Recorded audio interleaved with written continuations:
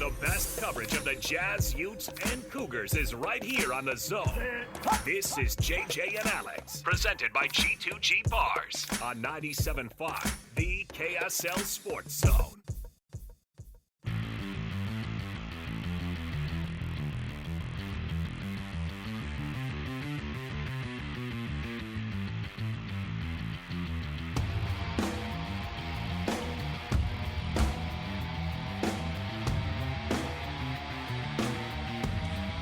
All right.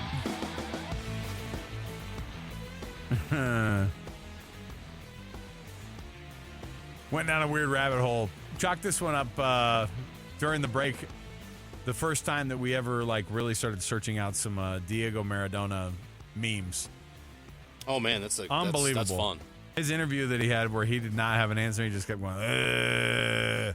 We got to pull that up, Jeremy. That's got to be a new. Oh my gosh. When I say something that's nonsensical, yeah, we could use that. You gotta. It's so dumb. Where did Maradona finish in the cocaine Olympics? Oh, don't. There was somebody who has poor taste who did put together a tournament of people who. What's it called? It wasn't It was the World Championship. The World Championship? The Cocaine World Championship? Because Charlie Sheen won it. Of course he did. That's all you need to know. Of course he did. I think he's the only surviving Yeah, participant. That's the deal. That's how you win. Maradona, dude. He was one of one. I mean, legend. Well, in a weird way, right? Yeah, exactly. So let's get into the program. We've got tons to talk about here, not the least of which is going to be us talking about who wins. From cocaine to college hoops. No! JJ, this is a family program. Joining us on the program right now, Kevin Sweeney, college basketball writer. He's covered it all the way across the board here. And Kevin, we appreciate you joining the program despite Jeremiah's just lack of this is a family program, and he brought us all down. So you got to lift us up here. BYU and Utah State both ending up in the top 25 rankings today as they rolled out. What are their chances of making runs in the NCAA tournament? I appreciate you guys having me. Sounds like the program's got a lot less exciting, but appreciate you guys as always. Look, I think BYU's really proven itself as a team that can be very dangerous. I mean, the shooting, the way that they space you out and put pressure on the defense, they're a very unique team to prep for. So in that one-day turnaround, if they can win that first game in the NCAA tournament, I think they're very dangerous, trying to upset.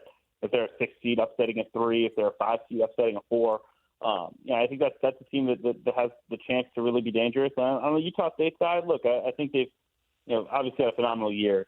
Gabe Sprinkle's done a great job, deserves to be in that National Coach of the Year conversation. I think they can win a game because another team that has great spacing, that has a big man that can cause a lot of problems for you because he can play inside and out. He can attack off the bounce. He can pass. I think what Osabor does is really unique and gives them some opportunities to make noise. So I think both teams I think their ceilings are both Sweet 16. I think BYU you could even see an Elite 8. I mean, they've played such good basketball lately, and you want to be peaking in March. Well, BYU was not expected to do much this year, picked 13th out of 14 teams in the Big 12 before the season, but here they are, ranked in the top 20, looking at a 5 seed, according to Bracket Matrix, as far as projections go, but that win over Kansas was huge for them. What do you think that did for them, their perception, and also for how much does that help them when the tournament seedings come out? How big is that win going to be moving forward?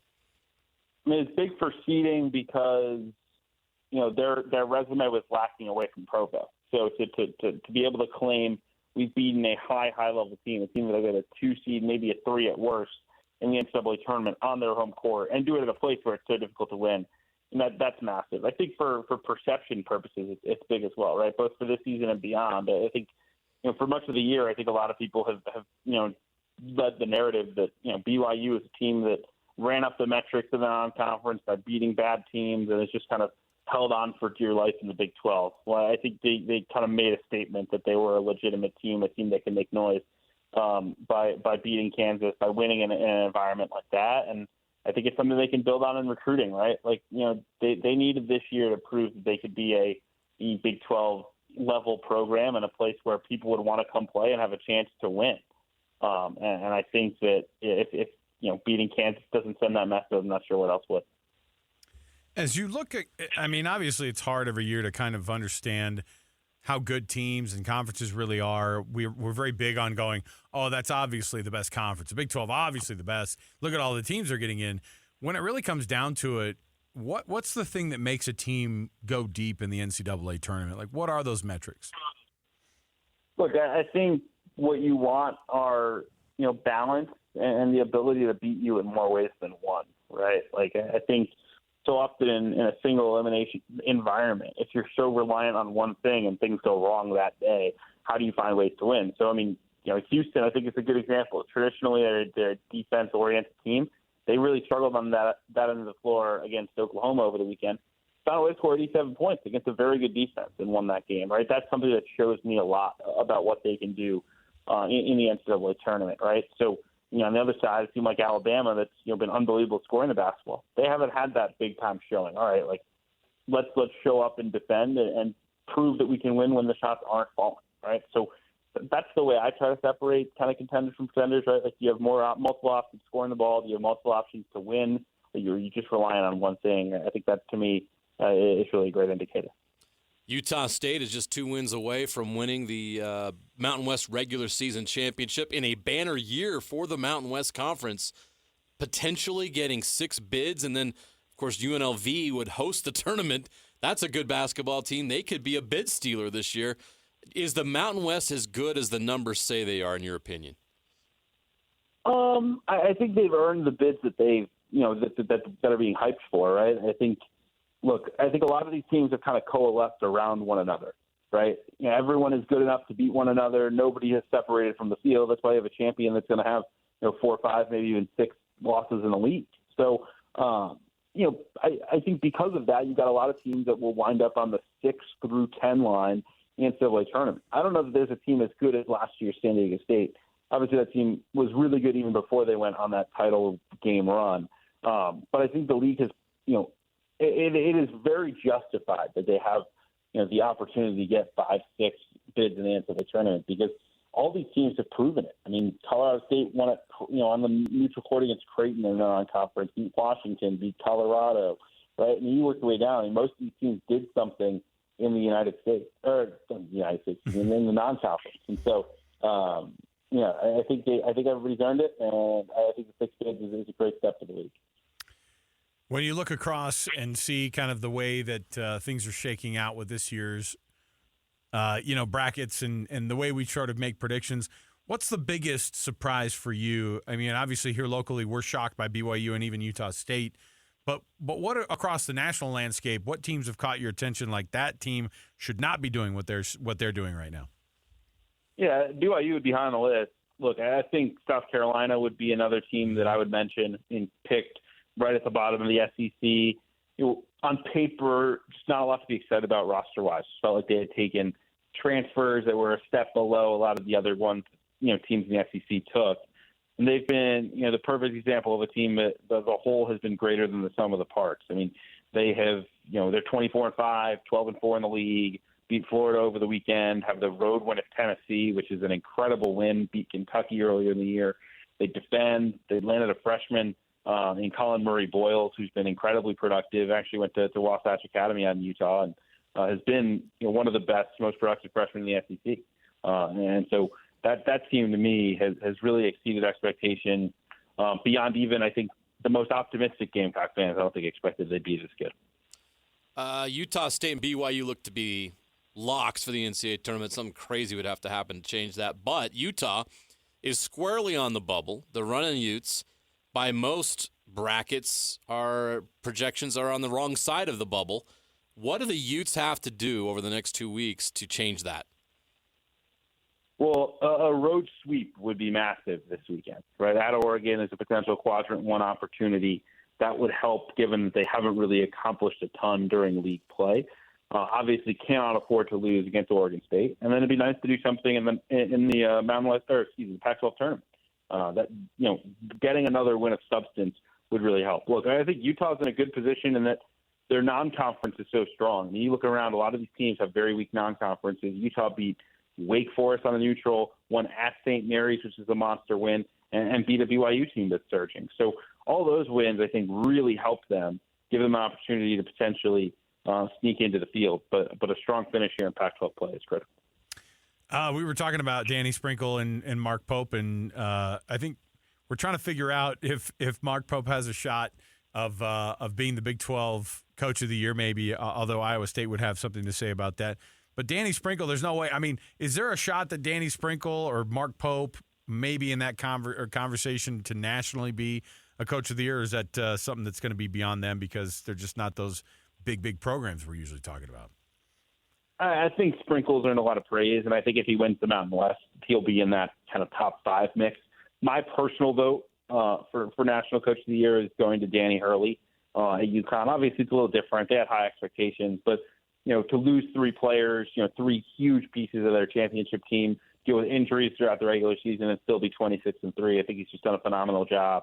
And I'm a little less reliant on preseason rankings when I do National Coach of the Year. I think recruiting and building a roster is a huge part of the job, and so I think the fact that it's ignored a lot of times for that award is a little bit bizarre to me. But look, they've both been phenomenal, and I think belong in the top 5 to 10. And I think Sprinkle could certainly should be Mountain West Coach of the Year. I think Pope has a very strong case for Big 12, although, as you mentioned, Otzelberger would be right in that conversation as well, and Kelvin Sampson as well. I mean, Kelvin to win the league potentially in year 1, given everything, moving up leagues from the American to the the toughest league in the country. I think that says a lot. But all 3 guys have done phenomenal jobs. The NCAA tournament just feels like the perfect tournament, and currently at 68 teams, there's just nothing better yet. There just seems to be a big push out there to expand it, and we obviously understand why. Money's driving that with the big conferences. What are your feelings on that, and how possible do you think it is that the tournament's going to expand? I think it's very possible because I think when the most powerful people in college sports, which are the power conference commissioners, Brett Yormark in the Big 12, certainly among them, would also add, Greg Sankey and Tony Petitti into that conversation as well in the SEC and the Big 10. When those guys are in favor of expansion, they all come out in some form and said that they are, then it just feels like a matter of time before something happens.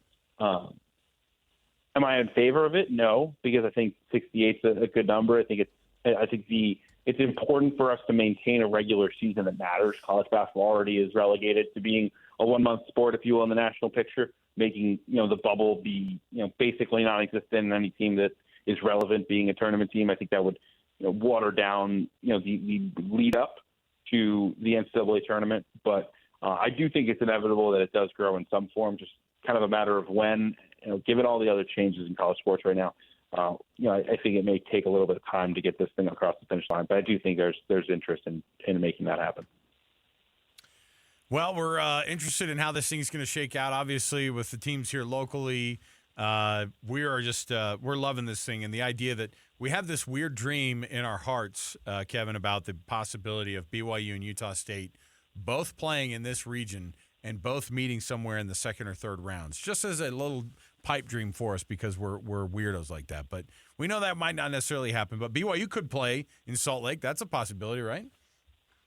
It is, yeah, especially if they could climb up and be a top 4 protected seed. I mean, strong finish would be great, and I think they have a chance to do that because they have, obviously great metrics. And so if they can finish strong, that top 4 would be awesome. And even if not, there's a chance they could wind up in Salt Lake. But that'd be really cool and great for the fans to get an opportunity to see them a little closer to home in the first weekend. All right, Kevin Sweeney, seemed right about college basketball. You follow him on Twitter, by the way. It's just at and then CBB_Central, and that's a great follow to be able to have and get your fix there. Kevin, we appreciate it as usual. Thanks so much for helping us out, man. Thank you, guys. There you go, Kevin Sweeney. Fun time to be a guy who breaks down college basketball, right? Yeah, and it's an interesting field this year. Some would say it's kind of heavy right at the top. I think UConn, Purdue, and I'll throw Houston's in there, yeah. Or probably maybe Arizona they throw in that mix, maybe not. So Purdue, UConn and Houston are, according to Bracket Matrix, those three. Yeah. Not one of them has anything lower than a 1 seed. Right. Across all those. Makes sense. And so, yeah, and then your fourth is typically Arizona right there. But BYU as of today is your second 5 seed, and then Utah State is your first 7 seed. So yeah. But my point being is that the tournament, besides those top-heavy teams, is kind of wide open. Yeah. A little bit. It feels a lot like last year. Where teams who you have not a San Diego expect. State and a Florida Atlantic make the Final Four. Yeah. You have Miami go on an incredible run. You have San Diego State going to the Natty, man. Right. I mean, that's crazy. That kind of scenario could play out again. This is not like the old days where it's Kentucky versus Duke for the national championship. It's really nice to have this new wide open field in college basketball in the tournament. You never know what's going to happen, and it's exciting. And he said it, not us. BYU and Utah State are very capable of going on a run to the Sweet 16, maybe Elite 8. Well, why not? You saw San Diego State do it last year. Makes a good point, too, about the coaching, like the Coach of the Year thing. I think sometimes we go, oh, you're doing better than what we thought you were going to do. Yeah. Isn't good enough. I mean, Danny Hurley's – the back-to-back national championship in college basketball is harder to do than college football. Like, it really is just not something that happens very often. And to do it in a 68-team tournament this year after doing it last year will be very, very hard. But they're kind of the odds-on favorite right now, too. I mean, it's just a team that's... There is something to be said about being the team that has the bullseye on your back and still coming being up good. on top. Yes. So, Kelvin Sampson, obviously with Houston, first year in the Big 12, running the show. Right. And That's not a pretty shock. impressive. It's not a shock that Houston's good. We knew they were going to be good. And even, by all measurements, they were going to be up there in the top of the Big 12 even. But, yeah, to be doing it all and still be kind of a lock for a number 1 seed is pretty good. All right.